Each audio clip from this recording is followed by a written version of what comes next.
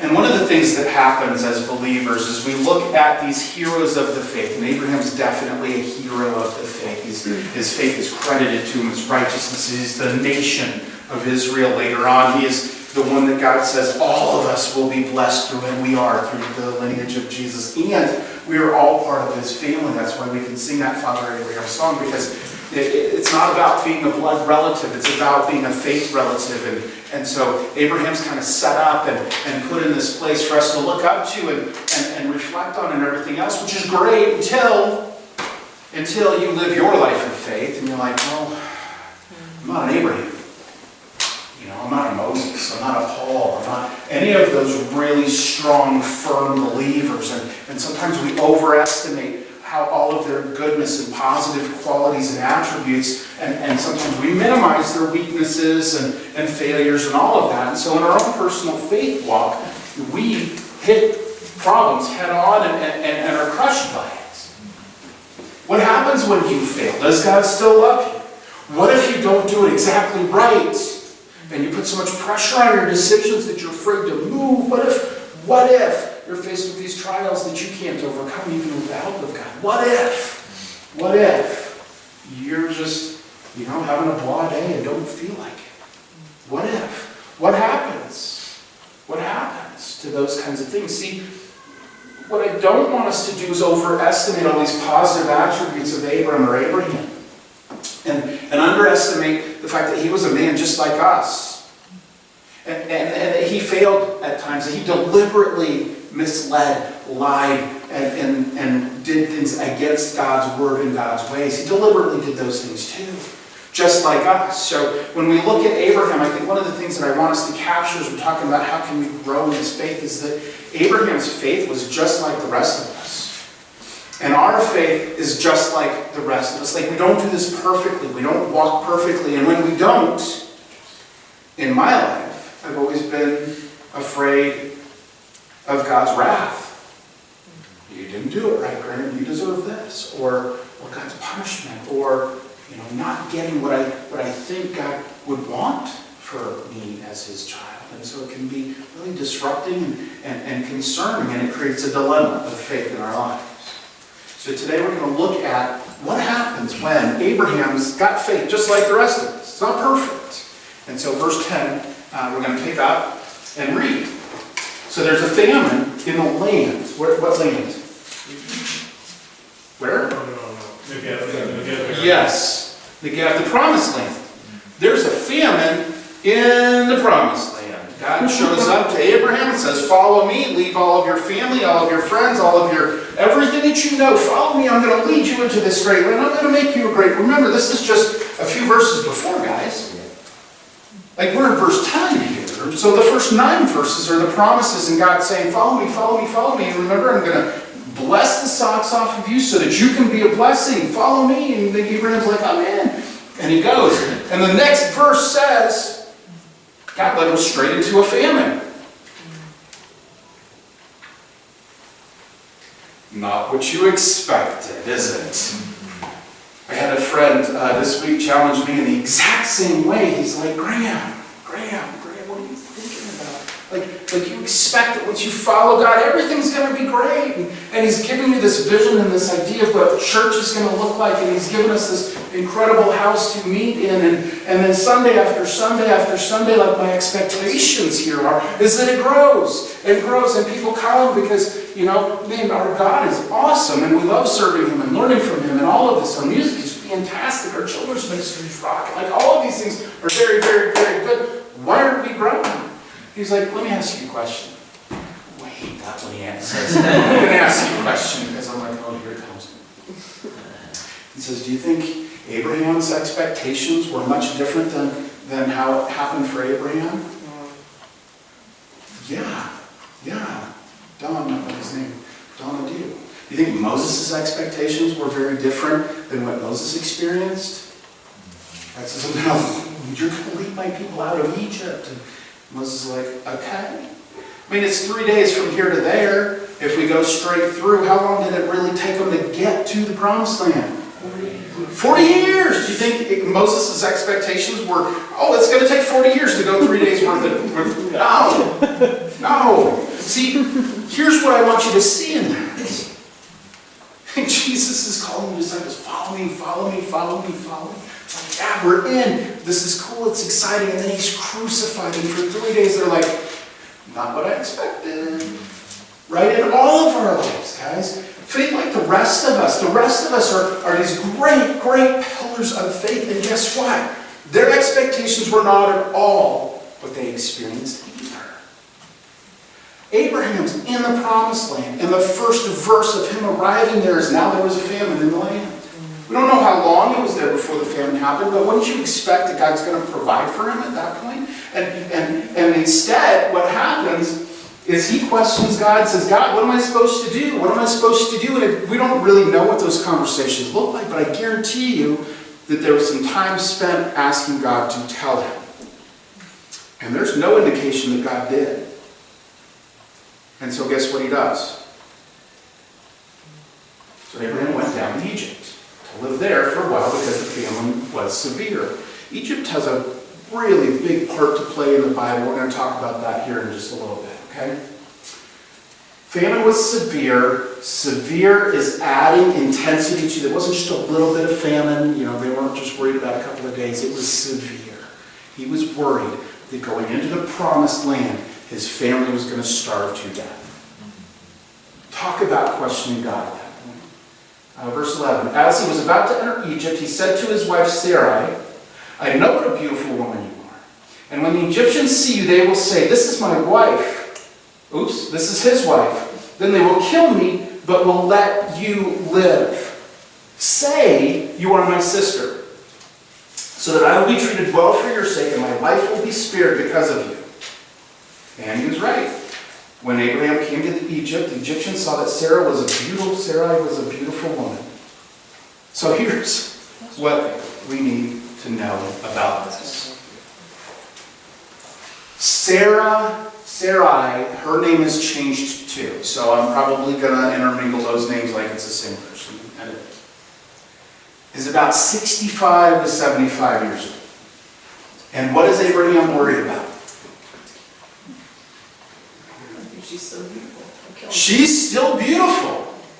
At 65, 75 years old, this is what every woman that I've met wants to be. At 75 years old, you don't want to have wrinkles, you don't want to, you want to still be a head turner, right? For whatever reason that is, I'm not arguing that. I'm just saying, she was beautiful. And at 60 to 70 years old, extremely beautiful, and Abraham knew it. And so he says, while we are in Egypt, I want you to tell everybody that you're my sister. Yeah, sister. Ooh, right? That's a little bit weird, isn't it? A little bit weird. But here's what Abraham was counting on. He was counting on the fact that if he went into a foreign country with his wife as his sister, then instead of being in danger of death, because what's the easiest way? King David taught us this principle, right? You want to marry a woman that's not your wife, what do? Kill her husband. And so he's going into a foreign country with a beautiful wife. He's like, yikes, how's this going to work? So I don't want to die. Instead, tell him you're my brother. Now, here's what helps us contextually with this. As her brother, he would be negotiated with for her to become someone's bride. So a man that might be interested in Sarai would come to him and say, I'll give you 27 camels, 3 weeks of barley, and a partridge in a pear tree. I don't know. And so he would have this opportunity to barter a bride's price for his wife, sister, and that would give him some time. So he could at some point go yeah, this is getting too dangerous, let's get out of here, and escape. That was his plan. And the plan was going to work for him, providing that everything went according to plan. Right? And here's the other thing, this is a deception, but it's not a complete untruth. Because what we find out in a previous, or in a chapter down the way, is that she really is his half-sister. Different mom, different situation, I don't know all of the details, we'll find out when we do that chapter. But she really is his half-sister. So it's not a complete misleading, It's just big enough to keep Abraham safe. Okay, so in 3 verses, we've learned his family's in danger of starving. They go to Egypt, and he tells everybody that Sarai is his sister, not his wife. You can't get any better than this, right? I mean, this is like full of intrigue and suspense and excitement. So, when he comes to Egypt, the Egyptians saw that Sarai was a very beautiful woman. He's like, hey, it's working, right? It's working. And then when Pharaoh's officials saw her, they praised her to Pharaoh. And she was taken into his palace. Womp, womp, womp. Didn't expect that, did you, Abram? That's not planned. That's not planned. And when Pharaoh's officials saw her, they praised her to Pharaoh, and she was taken into his palace, and he treated Abraham well for her sake. And Abraham acquired sheep and cattle, male and female donkeys, male and female servants, and camels. Stop. This plan of Abram's was going to work great if it was a normal suitor coming after his wife. What he didn't anticipate was that Pharaoh would be like, hey, she's beautiful. Bring her to me. Because pharaohs don't have to negotiate bride prices with anybody. No rules apply to them about who they take and who they don't take. So now Abraham's stuck. He's like, what am I gonna do? And Pharaoh's taken Sarai, his wife, into Pharaoh's harem. Now, the commentators that I read don't think that anything happened to Sarai, and we'll find out why here in just a second, but Abram's got a big problem, doesn't he?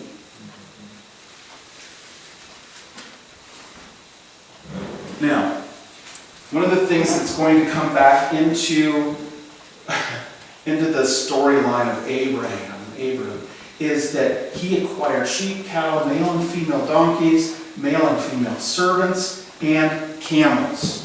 Next week we're going to talk a little bit more about what happens here, and know that the rest of Abram's life there are issues because of everything that he gathered in Egypt and took out.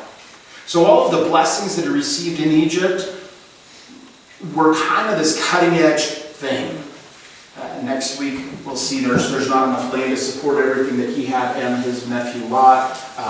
One of the servants that came along was Hagar, and we're going to see later on that creates problems too. And so Egypt is this representative place, like I told you, we're going to talk more about. And everything that he brought out of Egypt, it wasn't super helpful. It actually created more problems for him.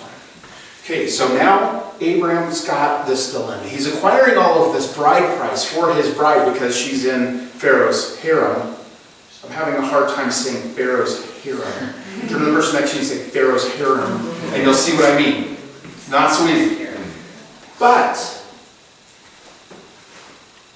God.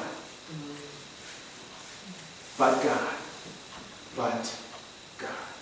Look, is Abraham making wise choices so far? He's leaving the promised land, going to Egypt, deceiving the Egyptians about who his wife is. She winds up in danger. But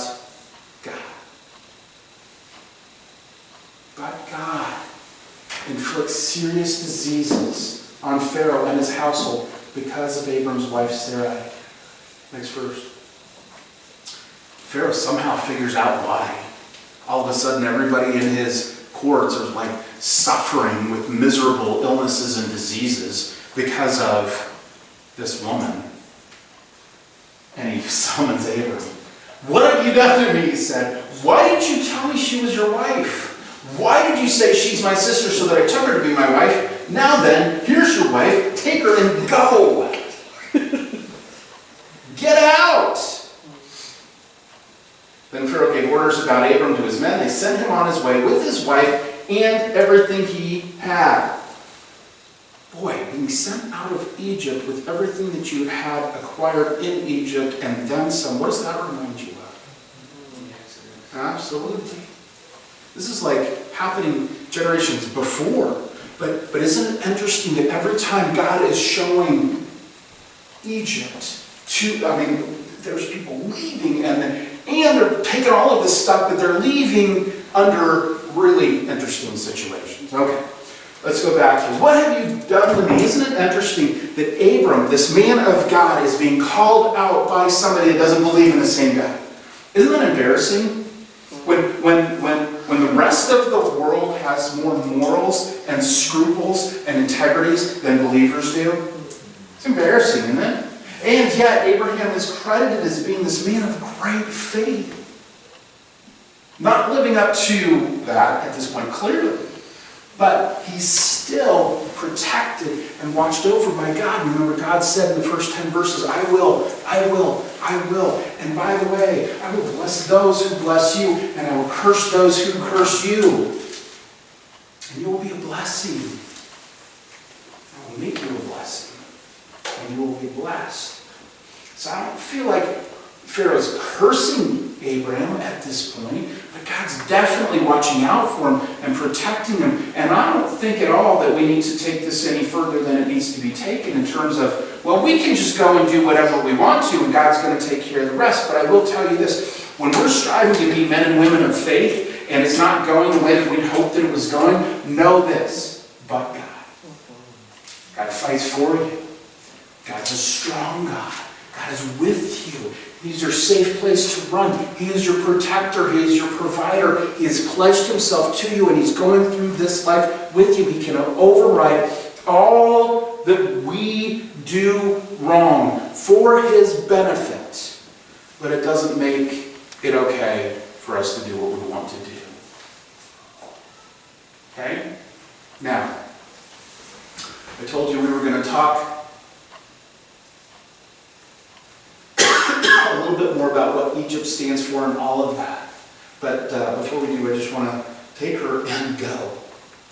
I want to end with that because next week we pick up right after this. Take her and go. So he gathers everything and they leave. But now he's been blessed beyond anything that he expected by Pharaoh because he's got all these camels and people and all of that to go with him. So they send him on his way and they let him take everything that he could. But Abraham's faced with a dilemma. And I told you in the beginning, we don't want to overestimate these men and women of faith that we read about because they have faith just like the rest of us. And we too, at times, are going to be faced with dilemmas. We're going to experience tests and trials too in our lives. You can't escape it because the world is broken. You're broken because of sin. And we're waiting for God to come back and redeem it, but there's things that are acting against us in ways that we don't even see or recognize because it's not just a human physical battle, it's also spiritual. All right? So those are the three reasons why things don't go always as we have planned. Plus, God is always trying to teach us and test us and help us develop stronger faith. That's one of his goals. All right? So the dilemmas that Abraham encountered are no different than the dilemmas that you may encounter in your own faith walk. What are those? They're listed for you. So you can just read ahead if you want to. But have you ever found yourself with no clear answers from God? You're praying and praying and praying about something. You're asking him to show up. You don't know what to do. And you're like right or left, like red or blue. Like, what do I do here, God? And he's quiet. That's a dilemma for me, oftentimes. I don't want to wait on him. I want the answer now. And I want to know that I'm doing it right now. And sometimes it's like, I just want to spend more time with you. And the answer will become clear eventually. Do you trust me? Do you trust me? Sometimes we're disappointed or disillusioned because what we felt like we've heard from God is not the way our lives are working out with God. I admit it and confess to you, I feel that all the time. I feel that all the time. And my buddy's like, why do you think you're any different than them? I feel like I'm a lot different than Abraham. Put him up on a pretty high pedestal. But again, he had faith just like the rest of us. What about no food? Could you imagine? God leads you someplace that's full of scarcity instead of plenty. Would that create a dilemma for you? Are you content with just God alone? Can't find a solution? You're not getting direction? You naturally start to ask those last two questions. Has God forsaken us? Has He abandoned us? Where is He right now? Have I done something so wrong that He will never step back in and rescue me? What is happening? What is happening? And I'm sure, just so you know, that Abraham is asking those exact same questions that you may be asking right now in a situation in your own life. So what do we do with that? Well, I told you we were going to take a look at what Egypt represents and what Canaan represents. And I've got a graphic that will help us determine those things. The difference between Egypt and Canaan helps us understand what we're trusting in. Because Egypt, even though it's a geographical location that we can still find on our maps today versus some of the ones in Canaan that we can't, Egypt represents things in the Bible. It represents the world's wisdom. It represents the enticements of the world. It represents the health, wealth, and prosperous types of ideas and mindsets. The world tries to sell us in bucket loads. Egypt had all of those things. If you're an Egyptian, you had this great stuff. I mean, they were a very advanced civilization for their time, and they enjoyed a lot of benefits and blessings from where they were in the region and how they kind of organized their civilization. And it represents the world. So anytime you read Egypt in our Bibles, the first thing you can do is consider, is God using Egypt as a representation of the world, or is it something else? Because there are times when it's other things. It can represent self-confidence. It can represent bondage. Okay, God used Egypt to discipline His nation, Israel, because they were not following Him. And He's like, okay, if you're not going to follow me, I'm going to provide a strong kingdom to come in and discipline you for this. Remember, it starts out as protection and famines and things, but it ends up being, when they start to live in it, a difficult place, a bad place. It's a place where they start to doubt and abandon God because everything that Egypt offers looks more attractive and appealing than biblical things. So we've got Egypt on one side, and we've got Canaan, the promised land, on the other side. The promised land represents everything opposite of that, right? It represents God's faithfulness to His people, God's provision, God's pledge, saying, I'm going to bring you in, and I'm going to prop you up, and I'm going to show you off, and I'm going to bless you so that you can show the rest of the world my blessings. It represents victory, because eventually the promised land that we read about in the Bible will become the promised land of eternity, which is heaven, a land flowing with milk and honey, a land lit by God's very presence, where there is no pain, there is no suffering, there is no more difficulty. That's the ultimate Canaan. But that's where God provides for us in everything, and it's truly an incredible blessing. So that's what they represent. But we're going to have to take a look at, what does it mean to me? What does it mean that there's an Egypt and a Canaan in my life? When I'm faced with a dilemma, with a faith-testing dilemma, what do I do? Do I turn towards Egypt, or do I turn towards Canaan? Because when I turn to Egypt, I'm turning to my self-interest, my self-centeredness, all of the things that I think, I'm going to resolve this problem right now. I know how to do this. God's abandoned me, so I'm just going to take care of this. I'm going to solve it right now. I made a couple of notes. I said, investing in the world and trusting ourselves is what our Egypts are. Well, I'm going to go find some worldly answers. This is one of the things that scares the crud out of me when it comes to counseling. When we encounter something emotionally difficult, or when something's happening in our minds or our spirits, and we turn to the world's counseling instead of to godly counseling, they're going to feed you everything from Egypt. They're not feeding you things from the promised land. So investing in that kind of thing is going to take you down a path that you don't want to go down. And normally, and we see this too in what happened with Abraham, is he decides and goes towards Egypt, and then what's the very next thing that happens? He lies. See, spending time here means that you probably are going to have to stretch something to make it really work for you. Because it's not a land of truth. And usually, hanging out in Egypt causes more deception. It causes more difficulties for you. It causes more trouble. I mean, I don't know what would have happened if Abraham stayed in the land of Canaan. I promise you that God wasn't going to let him die there. Promise you. Why? Because God made promises to him. I'm going to make you into a great nation. I'm going to grow your family. I'm going to be with you in the midst of all of this. And all Abraham had to do was be like, I'm going to sit right here in Canaan because I know God's not going to let me starve, and I'm going to see what he does. You're going to see what he does, but he didn't. He left. Had he stayed in Canaan, we would have seen that faith would have shown up in incredible ways, that God's promises were going to come true, that God would deliver him and provide for him in Canaan from starvation, rather than have to deliver him and provide for him out of Egypt.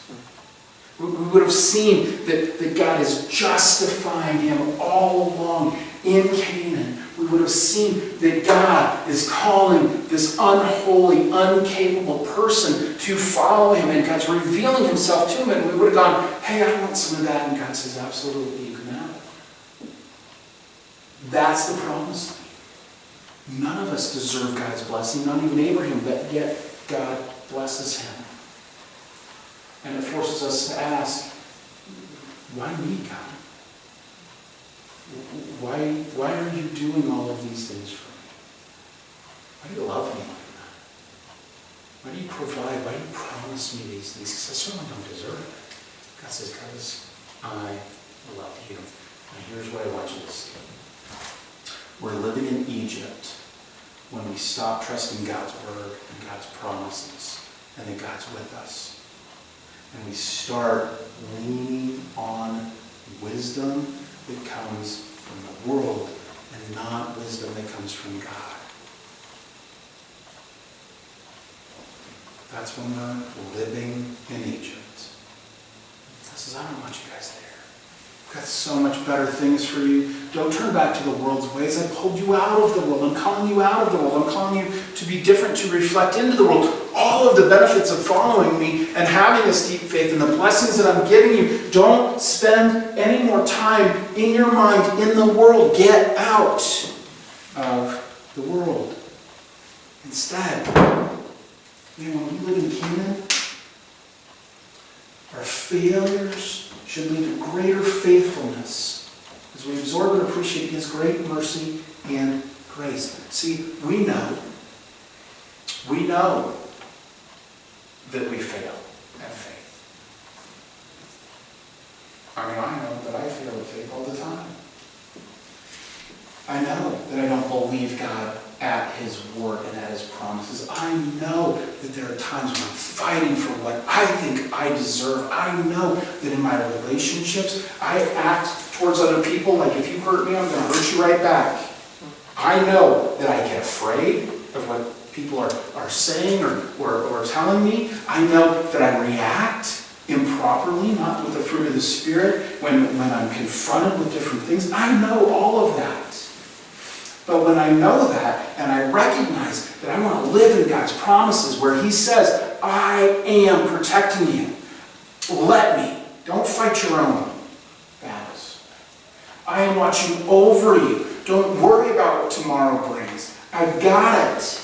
Look around. The grass is here for a season and it goes away. The birds, don't worry about where they're finding their next meal from. I'm taking care of them. And if I call them by name, don't you think that I care more about you? He says, if you truly recognize that you're living in the promised land now, it changes everything about you. And as you appreciate that, your response to God is, yes, Lord, more of that. More of that. I want to trust you more. I recognize that when I've failed and let you down, the best part about that is that you're going to pick me back up. I don't have to live in guilt or shame, but that you're watching out for me, you're watching over me, and you're bringing me along. And it leads to greater faith. Because every time I let God down, I appreciate more His mercy. I appreciate more His grace. I recognize more how much it cost Him to give it to me. Every time I let Him down, He lifts me back up and provides. Nice, right? And we can have that when we live in Canaan. We can't have that over here because when you're in Egypt, when you mess up, people let you know. You're not as good as them. You'll never be as good as them. They'll never forgive you. You don't deserve it. But over here, I know. I know. You're human. You're going to fail. And I love you anyway. And I'm here to lift you back up. And I'm here to help you. And be merciful and kind. Where do you want to live?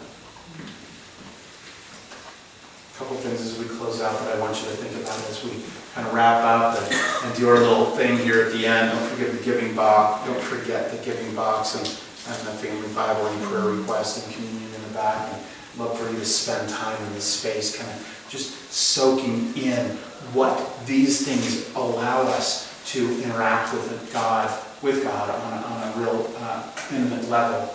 I want you to see some things out of this account in Abraham's life.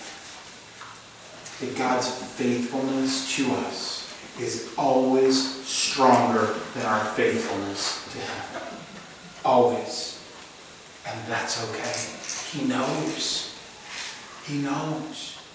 When you're stronger, you help the weak, right? God's faithfulness to you is perfect. His loving kindness lasts for generations. He has pledged His love and affection and kindness and mercy and grace. He's pledged it. He's covenanted that with you. He says, no matter what you do, no matter what you think, no matter what you say, no matter how badly you fail, I will always love you. Unbreakable. Loving kindness. Unbreakable. His faithfulness to you is always greater than your faithfulness can be or will be to Him. Always. So that our failures can lead to more guilt and shame or more appreciation of God's mercy and grace. Are you feeling guilty or ashamed about something right now? I mean, I think guilt is a good thing. I think guilt is what charges us to be like, ooh, this is not good, I got to figure out what to do with it. But when you live in Canaan, you go to the Father and you say, I trust your promises that you will forgive me for this and help me work on this issue in my life. I don't want to do it again. I agree with you that it's bad. And He says, yeah, okay, so let's do this together. That's the promise of Canaan. So is our guilt or is our shortcomings or are our failures leading you to feel more shamed? Because eventually we can get locked into this shame that creates legalism in our lives where everything's bad. And in order to avoid shame, I must. That's not what God says. That's not what Canaan's about. It's not about rules. It's about I will be your God and you will be my people. I will guide you and lead you in this, in relationship. And we get that opportunity when we live in Canaan to be forgiven, to be shown mercy and grace. And lastly, I just want to tell you that because of the nature of Canaan and the nature of God's love for us, no matter how bad we've behaved, no matter how far away we've walked, no matter what issues we've had to deal with in our lives, no matter how much of a failure we feel like our faith has been,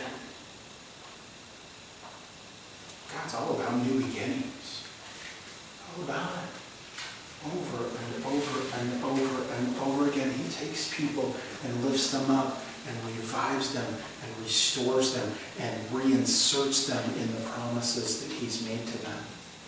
When Abraham gets back after all of this Egypt tomfoolery, he worships God again.